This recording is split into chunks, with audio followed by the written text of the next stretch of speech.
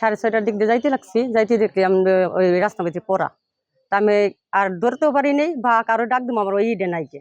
পরে আমার এক জালেরে তার হাত দিয়ে টাইনা আনছি, টাইনা আনার পরে মুখে আসে তো দেখি কিরা। পরে হেরা আইসে, হাসার পরে দেখে আমার বাগনি। তারপরে আমি সবাই ডাক দিছি, সবাই যা দেখছি যে আসলে রেহে না। কারোর সাথে ঝগড়া কর নাই কোনোদিন, কারোর সাথে কোনো বাজি কোনো কিছু দেখিনি আমরা।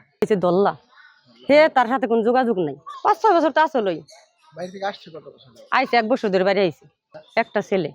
হ্যাঁ, স্বামীর সাথে কোনো যোগাযোগই নাই, সবকিছু এক হাতে। আমার শাশুড়ি আছে জায়গা। ছেলেটা পাতালি কোলে, সেই সময় আমি চলে গেছে। ছেলের বছর 12 বছর।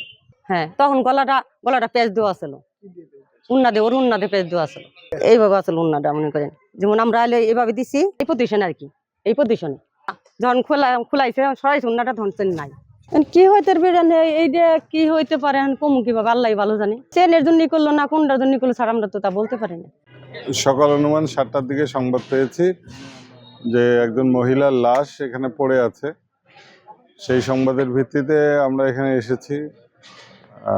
এসে দেখতে পেলাম যে রেহানা আক্তার, বয়স অনুমান 35 বছর।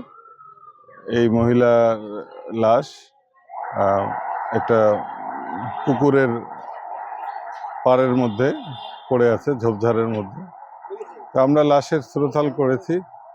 এখন আমরা লাশ পোস্টমর্টমের জন্য মানিকগঞ্জ সদর হাসপাতালে পাঠাবো। এটা পোস্টমর্টমের পরে আসলে বোঝা যাবে যে আসলে এটি কি কোনো হত্যাকাণ্ড নাকি কোনো অসুস্থজনিত নাকি কোনো দুর্ঘটনাজনিত মৃত্যু।